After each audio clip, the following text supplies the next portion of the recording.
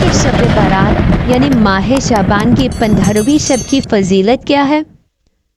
نبی کریم صلی اللہ علیہ وسلم نے ارشاد فرمایا، اے عائشہ، تم جانتی ہو اس رات میں کیا ہوتا ہے؟ عرض کی، یا رسول اللہ بتلائیے اس میں کیا ہوتا ہے؟ آپ صلی اللہ علیہ وسلم نے فرمایا، اس رات میں یہ ہوتا ہے کہ آدم علیہ السلام کی اولاد میں سے جو شخص اس سال پیدا ہوگا، جو اس سال میں مرے گا، اس کا مرنا اور پیدا ہونا لکھا جاتا ہے، اور جو فرشتے ان کاموں پر مقرر ہیں ان کو اطلاع دی جاتی ہے، اور جتنا جتنا رزق مخلوق کو اس برس میں ملے گا سب لکھا جاتا ہے۔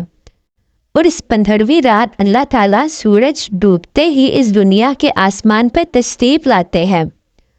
اور ارشاد فرماتے ہیں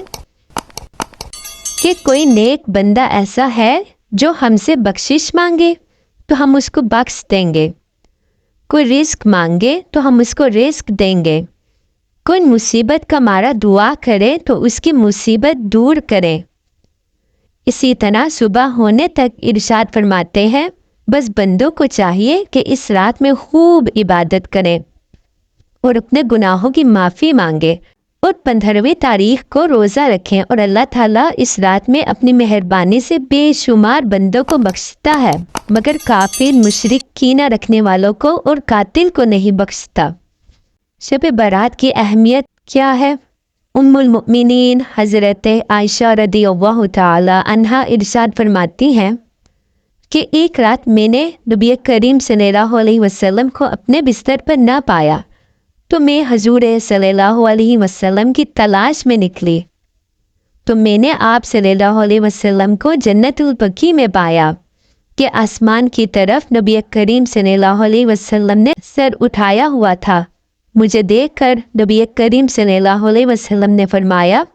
اللہ تعالیٰ نصف شعبان کو آسمان دنیا پر جلوہ گر ہوتا ہے، اور قبیلہ کلب کی بکریوں کے جس قدر بال ہے ان سے زیادہ لوگوں کو بخش دیتا ہے۔ اسلامی مہینوں میں شعبان کے مہینے کو خاص اہمیت حاصل ہے۔ نبی کریم صلی اللہ علیہ وسلم نے ارشاد فرمایا، شعبان میرا مہینہ ہے، اس ماہ میں عبادت کرنے کا بے حد ثواب ہے، اور اس مہینے کو بزرگی اس لیے بھی حاصل ہے کہ اس مہینے کے درمیان ایک ایسی مقدس رات آتی ہے جس کو شب برات کہتے ہیں۔ اس بخشش اور نجات والی رات یعنی ماہ شعبان کی 15ویں شب کو رحمت الہی کا نزول ہوتا ہے۔ رحمت کے فرشتے اس شب کو دنیا میں نازل ہوتے ہیں۔